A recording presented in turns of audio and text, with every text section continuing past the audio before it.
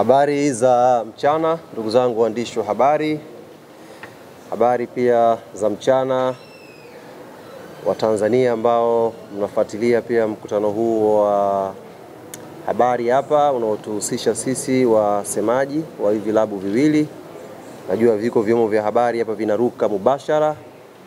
Basi ni jambo zuri.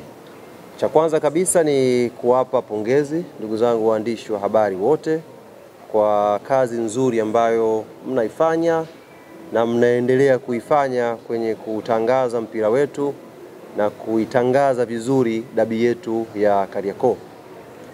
Hivi karibuni nilimsikia afisa hapa wa mawasiliano, mkuu wa habari ya mawasiliano wa bodi Karim Boimanda akitanabaisha kwamba ligi yetu imebakia pale pale kwenye nafasi ya 4 kwa ubora, na akaenda mbali kwa kusema kwamba Kariakoo Derby ndio kioo cha mpira kwa hapa Tanzania. Yaani maana yake mechi kati ya Yanga na Simba, licha ya ligi kuwa na timu 16, hatuwezi kukimbia ukweli kwamba kioo cha ligi yetu, kioo cha mpira wetu ni hii derby ya Kariakoo.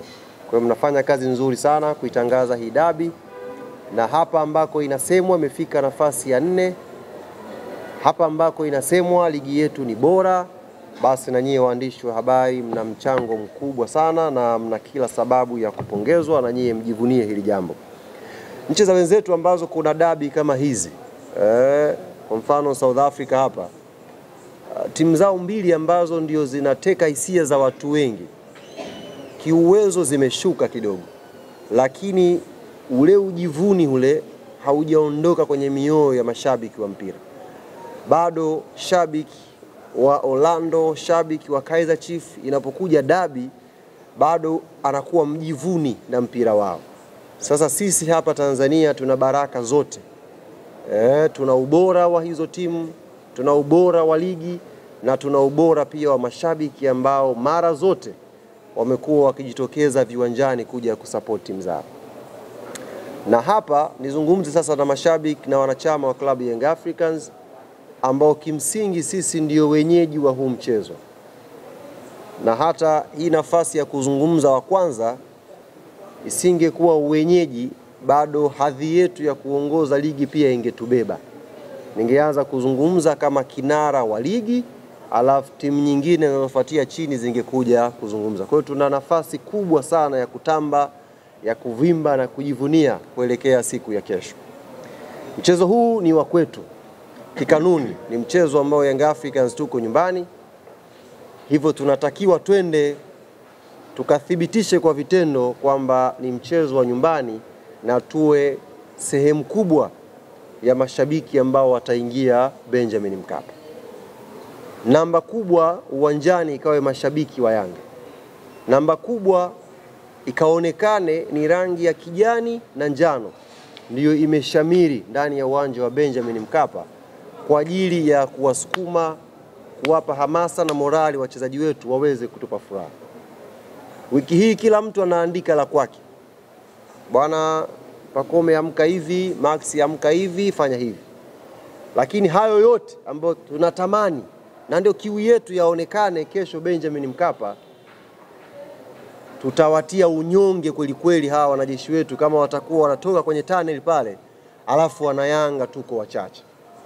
Tutakiwa tuje kwa wingi, tuje kwa namba kubwa, na tuje na sauti zenye nguvu kwa ajili ya kuwapa nguvu wachezaji wetu waweze kutupambania. Kitaalamu ishazungumzwa sana hapa umuhimu wa point 3 za kesho. Makocha wamezungumza hapa, players wamezungumza. Naamini kila mmoja wetu anajua umuhimu wa alama 3 za siku ya kesho. Basi hizo alama pia sisi wanachama na mashabiki wa klabu ya Yanga tuna jukumu la kwenda kuzipambania, kwenda kuzitafuta. Sauti zetu ndio silaha ya kwenda nayo kwa Mkapa. Tukaishangilie timu yetu, tukawape morali wachezaji wetu, na inshallah baada ya 90 tutaondoka tukiwa washindi ndani ya Benjamin Mkapa. Fikiri kwa haya machache kabla kichwa kijapata moto nikarudi kwenye mfumo, niishie hapo.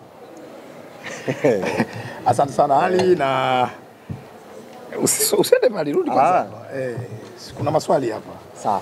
Jamani, kwa kifupi sana nitakaribisha maswali mawili tu kwa Ali Kamwe kwa sababu alichoeleza ni kama vile kimebeba ujumbe ambao umekamilika sana. Sogea hapa jirani basi pata nafasi ya kumuuliza Ali Kamwe swali. Nakaribisha maswali mawili kwake. Kama hakuna swali, maana yake nilichozungumza ni kitu sahihi, kwamba ujumbe wake umekuwa umeshiba kweli kweli. Una swali Yes, uliza. Bila shaka uliza hapo. Yes. Bila shaka una taarifa ya kuhusu manunuzi ya mwenendo wa tiketi upande wa mchezo wa kesho. Naweza kuongeza kidogo mpaka sasa hivi. Yes.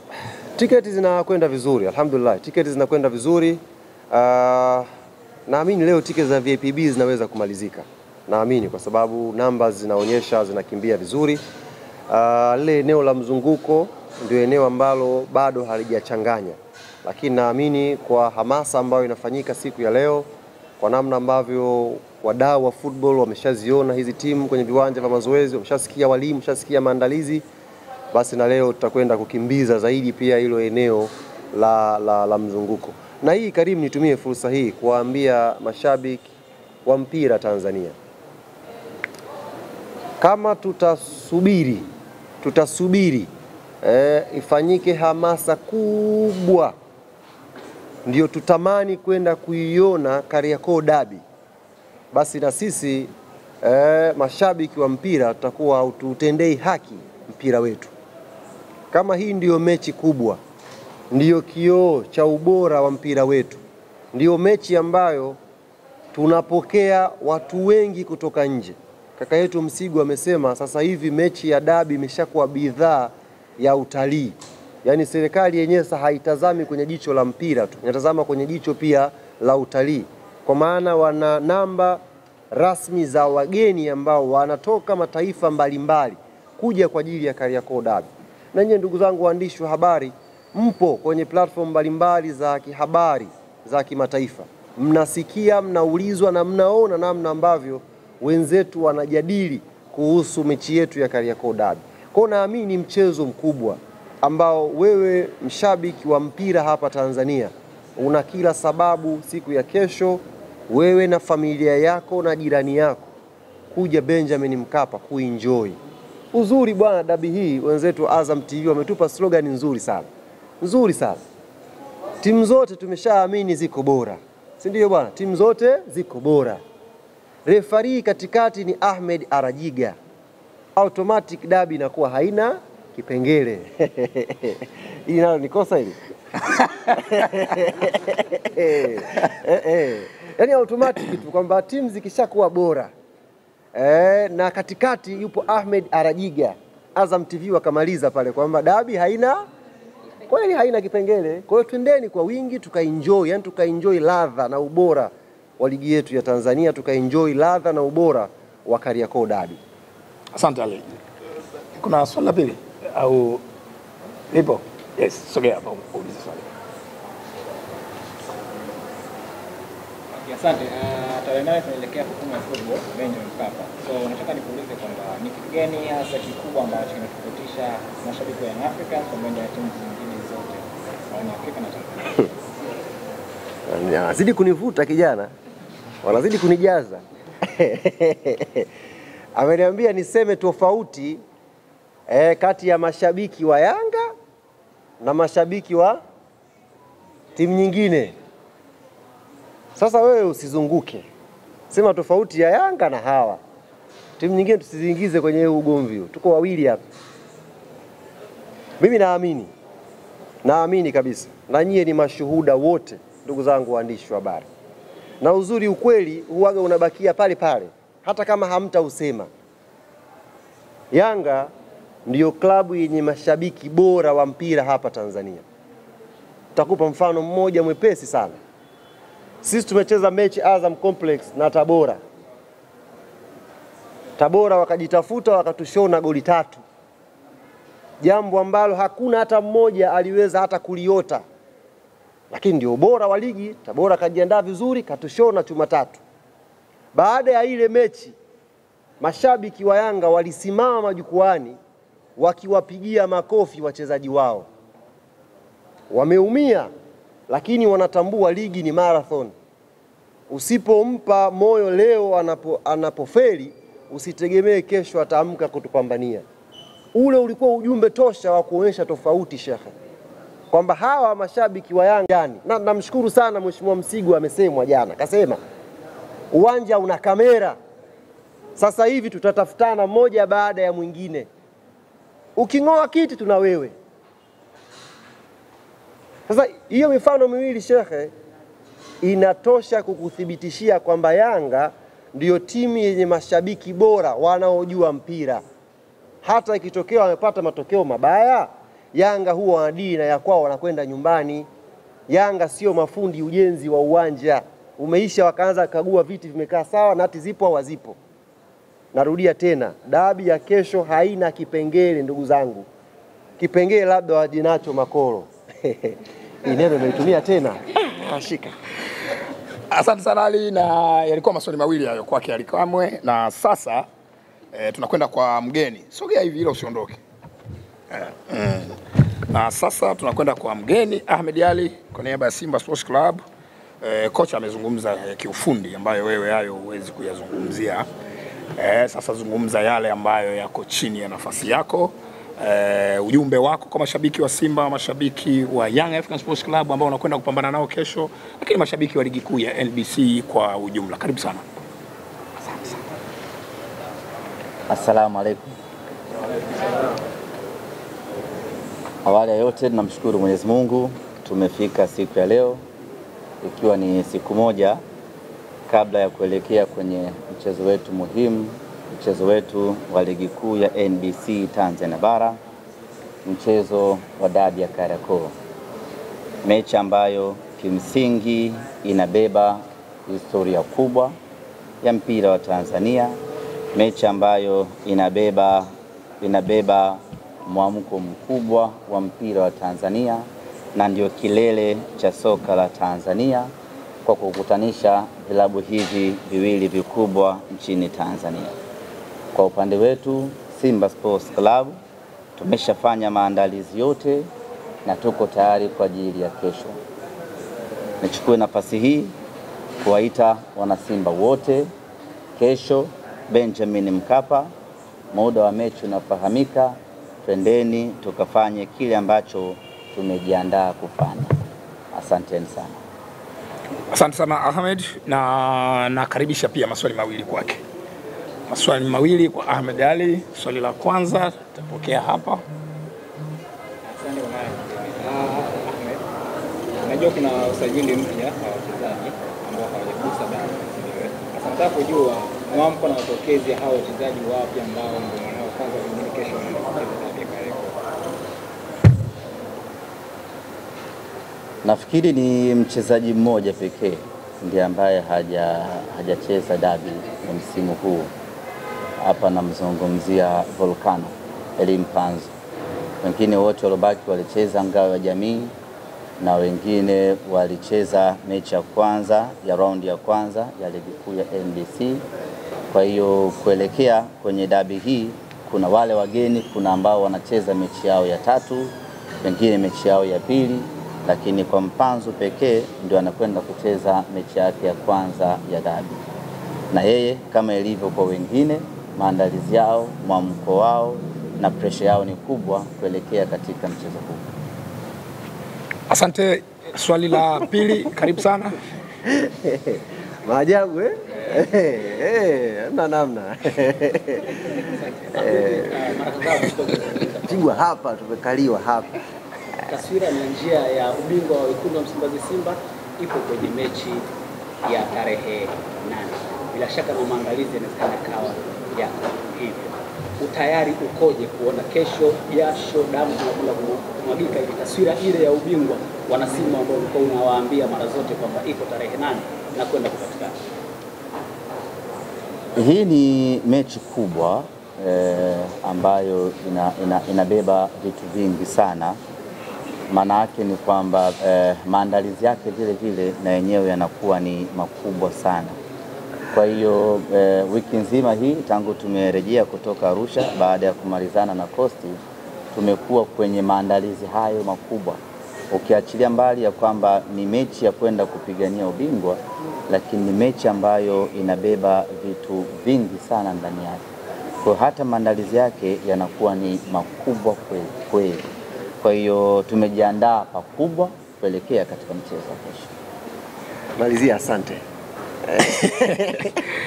Yes, Ahmed, nakushukuru sana, lakini pia la nyongeza kwa nani? Kwa Ahmed. Kwa Ahmed. Okay, sawa. Asalamu alaykum. Wa alaykum. Asante. Mimi kuna swali moja. Mimi nafahamu kama mashine ya kuongea na kuelekea katika dabi ya Kariakoo. Sawa, tunaelewa yawezekana ukawa wewe ndiye mwenyeji ni Young Africans. Sijajua ni kipi kinachopelekea, kwa sababu mashine ya kuongea kama leo hii hapo tukiona uko down, maana yake kuna taswira gani kwa wana Simba ambao wanakutazama sasa hivi? Yawezekana uhisi kama unawatia hofu hivi, au tusubiri mashine ya kuongea kesho inaweza ikaongea?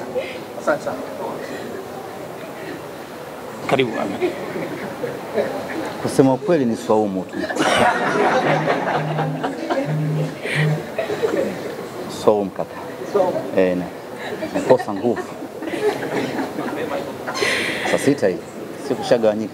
Ahmed, wakati Ali anajibu maswali alizungumza na mashabiki wa Young African Sports Club. Kwa hiyo si vibaya na wewe ukazungumza na mashabiki wa Simba ukafikisha ujumbe wako.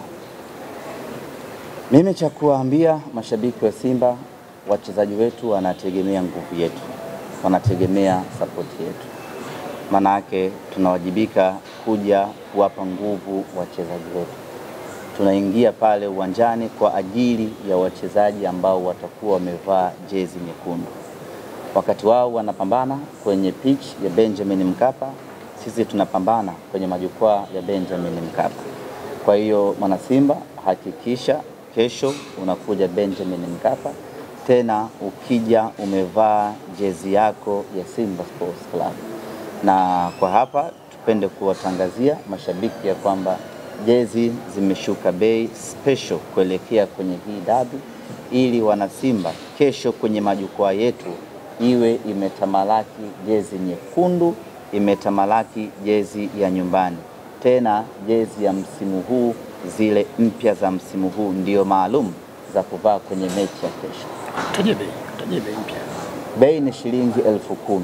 Ukienda kwenye maduka yote ya Sunderland, Kariakoo, Msimbazi, ukienda kwa Vunja Bay, maduka yote unapata jezi original ya Simba kwa 10,000. Hii ni maalum kila mwana Simba.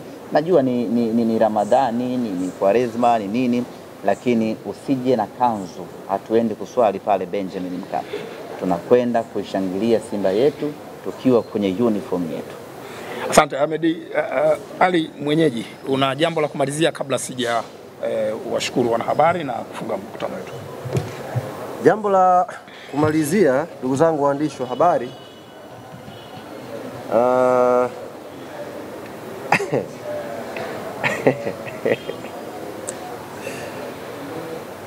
huyu bwana amemuuliza huyu kwa nini haongei, lakini sisi kama Yanga tumeshamsikia huyu akiongea, kaongea sana.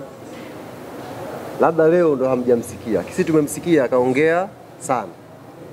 Kwa hiyo nitumie fursa hii kumwambia yeye na aliyokuwa anawaambia hayo maneno, kesho ndiyo siku ya haki, kesho ndiyo siku ya ukweli, kwamba aliyoyazungumza kuhusu wachezaji wetu majibu atayapata kesho.